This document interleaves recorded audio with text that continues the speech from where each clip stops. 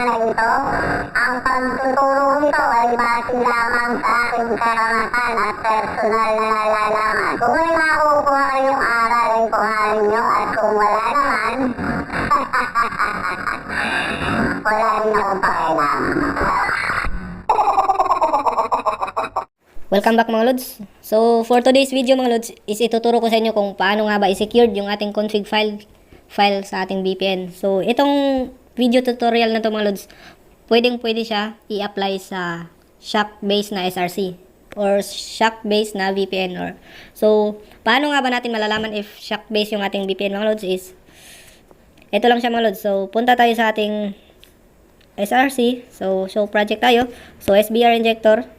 So, yan, build.gradle. So, dito nyo po malalaman mga Lods if SHA-based yung SRC nyo. So, go to, ito, 3 dots, tapos, go to, tapos search nyo dito, config parser. So, ito siya mga Lods, config parser. So, ito po siya. Dito nyo malalaman if SHA-based yung SRC nyo. So, ito po, meron siyang config parser, tapos, meron siyang ganito. Sila po yung may gawa ng SRC file na ito mga Lods. So, credits po sa kanila or maraming salamat po sa gumawa ng SRC na ito. So, mga Lods, since nandito na tayo, ito na mga Lods. So, dito nyo malalaman mga Lods na SHA-based yung SRC nyo. Tapos, dito nyo din maproprotektahan yung config file nyo mga Lods. So, ibig sabihin, dito nyo is masisecure yung config nyo. So, paano nga ba? So, bago yan mga Lods, ipapakita ko muna sa inyo kung paano nga ba ginagawa ng sniff ng config file or ng hack ng config file para makakuha sila ng importanteng bagay sa config mo or yung file ng nasa VPN mo. So, ito mga Lods, ipapakita ko sa inyo kung paano nga ba. So, ito, proxy tunnel kasi yung akin eh. So, ito, kunyari, itong STS no load V2. So, ito, lahat mga Lods, ganito yung makikita mga Lods pag sa config file mo. Ayan.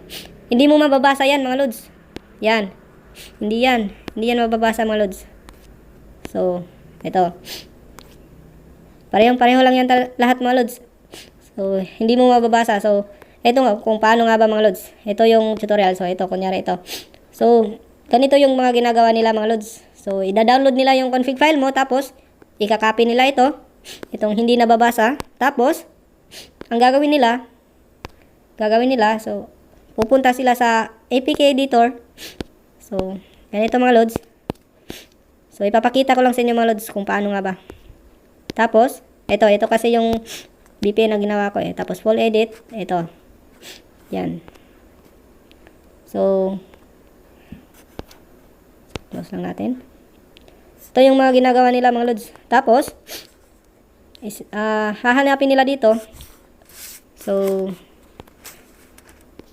yung mga sniff or nanguha ng mga Lods, ng importanteng bagay sa config file nyo is kabisado na nila kung saan nakalagay yung config parser. So dito yan sila pupunta sa Smally, tapos com, tapos dark droid, ph. Kasi kabisado na nila yan mga Lods eh. So, config, yan. Pagkatapos ng config, makikita mo kagad yung config parser. Pagkatapos ng config parser mga Lods, hahanapin lang nila yung asan na nga yun? Wait lang mga Lods. Ito lang yung hahanapin nila mga Lods. Yung password. Yung password kasi mga Lods. So, ito yung password. Key password yan. Ito siya mga Lods. So, nakikita siya mga Lods, So, ganyan, i-copy mo lang yan, i-copy lang nila yan, yung password. So, pwede na yung itapon kasi nakuha na yung password. So, pupunta sila dito, tapos encrypt password. So, ipipaste lang nila dito mga Lods. Yan, tapos okay. Tapos, yung kinopy nila na hindi nababasa mga Lods, yan. Tapos, i-decrypt yan mga Lods. So, yan na mga Lods. Kitang-kita naman natin mga Lods, na nababasa na siya ng konti. So, ganito yung mga ginagawa nila mga Lods. So, paste. Save ko lang. So, kunyari, kukuha sila ng payload mga Lods. So, ito kasing kinuha ko na mga Lods, dinicrypt ko. STS no load siya. So, ibig sabihin, yung importante niya lang dito is yung, yung DNS key. So, ito kasi yung mahirap kunin sa STS no load mga Lods eh. Ito. Yan, itong DNS key. So, paano nga ba nila ginagawa yun? Ito, ikakopy lang nila yan mga lods. Tapos, susubukan nila yung config mo or gagawa sila ng config mo. So, ganun. Ganun lang yung mga ginagawa nila mga lods. So, yan. Nababasa na siya mga lods, ano? So, yung password mo nandito. Ito yung password. Yan. Tapos, yung, username pala. Mali. So, ito yung password. Tapos, username. Tapos, server. SSH server.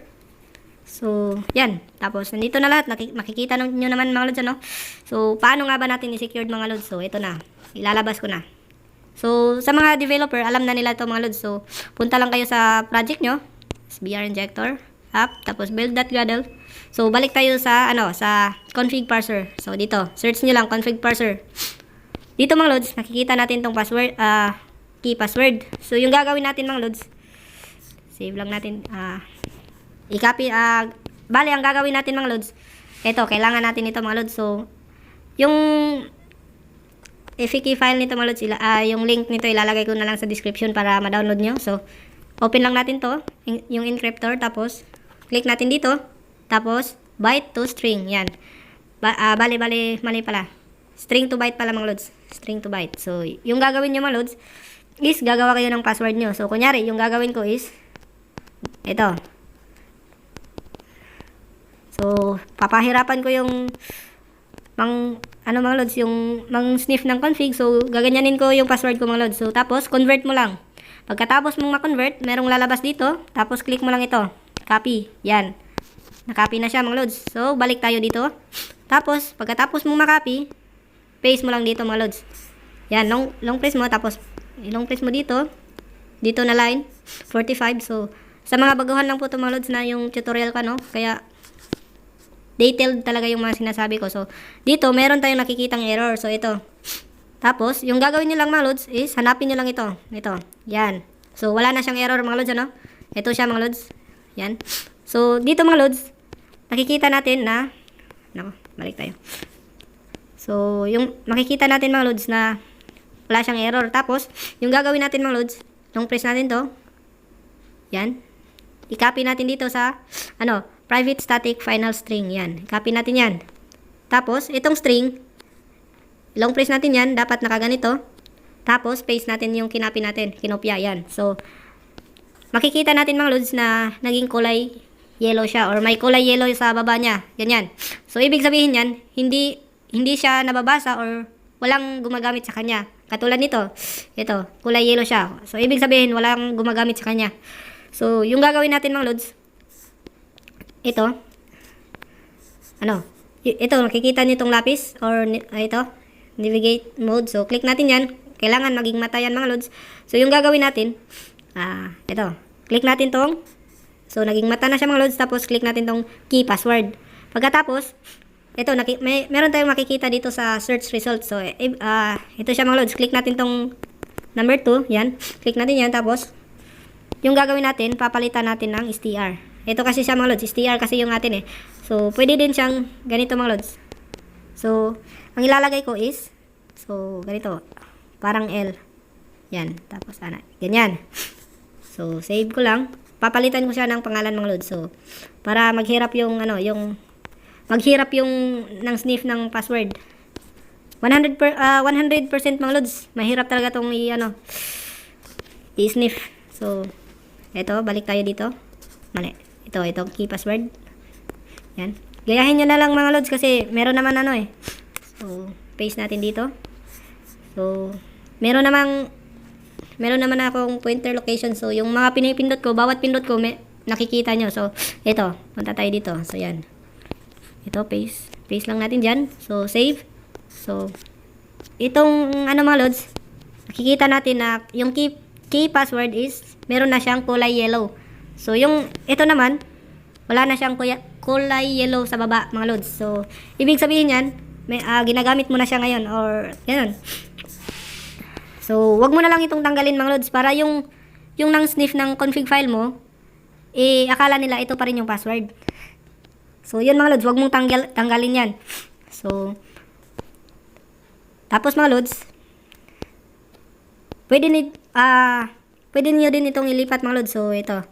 para mas secured talaga or hindi talaga nila ma-sniff yung config mo. So, cut mo lang yan. So, ilipat mo dito. Sa pinakababa mga lods. So, dito. Dito. Yan. Tapos, save mo.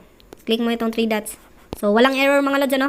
So, pagkatapos mga lods, i-build mo lang yung app. So, wala naman siyang error mga lods. So, ipopost ko na lang yung video mga lods kasi tataas na naman. Matatagal na naman yung tutorial natin. So, post ko lang mga lods. So, i-install ko na mga lods. Yan. Hintayin lang natin. So, i-open natin mga lods. So, ipapakita ko sa inyo mga lods. So, dito, okay siya. Wala siyang problema mga lods.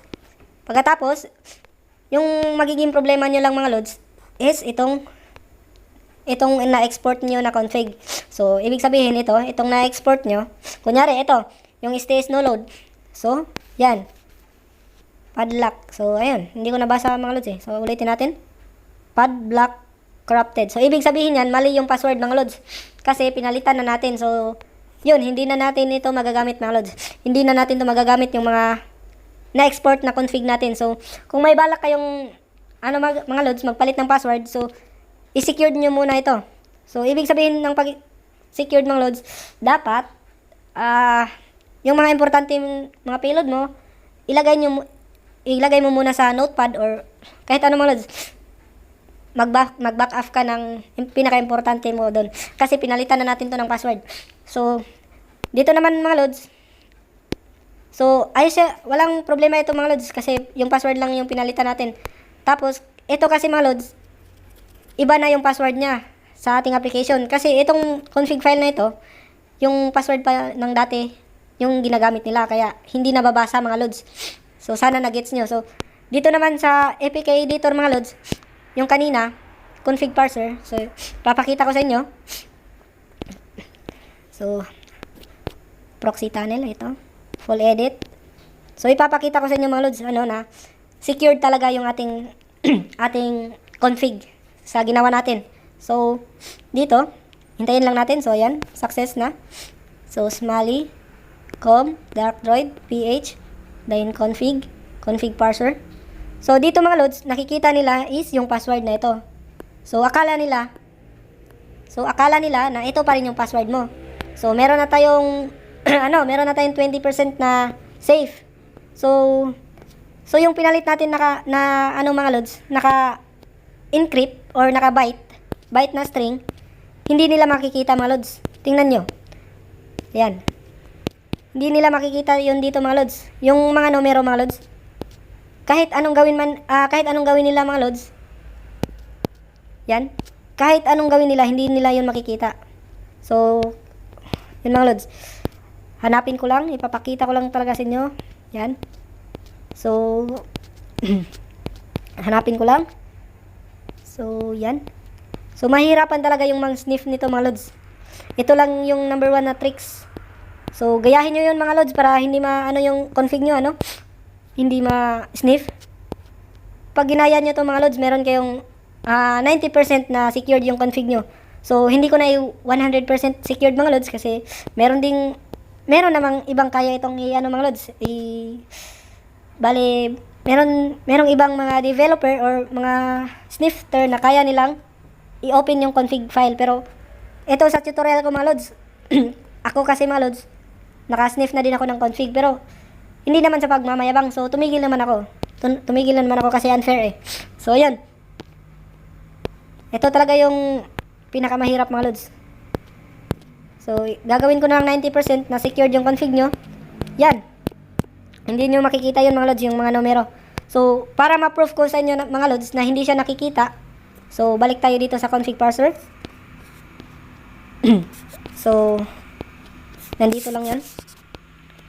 Ito. Kunyari, kakopy natin itong 68.114.111.0 yan. Ikakopy natin yan. Copy. Tapos punta tayo sa APK editor. So, bale, nandito na ako sa mga lods eh. Nandito na ako sa config parser. So, hahanapin ko na lang mga lods. So, yan. So, paste ko lang. Select all. Paste. Tapos, hahanapin ko lang mga lods. Oh, yan. File not found. Yan po yung sabi niya. So, mahirapan talaga mga lods. So, yan po mga lods. Walang error po itong application nyo. Pwede nyo subukan. So, sa akin kasi hindi ako naka-back up ng file kaya, ayun, hindi ko masusubukan mga lods. Pero pwede nyo subukan to mga lods. Kunyari, ito. Yan. Ito. Kahit hindi connected. So, example lang ito mga lods. Yan. Tapos, papakita ko lang sa inyo. So, ito. Ipapakita ko lang sa inyo mga lods na pwede pa rin siyang mag-import at saka export. So, example lang yan mga lods ha. So, yan. Example.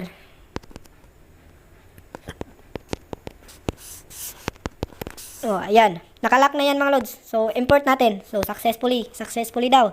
So, import file natin. So, proxy kasi yan. So, ito siya mga lods. So, ayan. Successfully na siya mga lods. So, yan lang po mga lods. So, for today's video, sana nagustuhan nyo yung aking vlog at saka yung tutorial ko.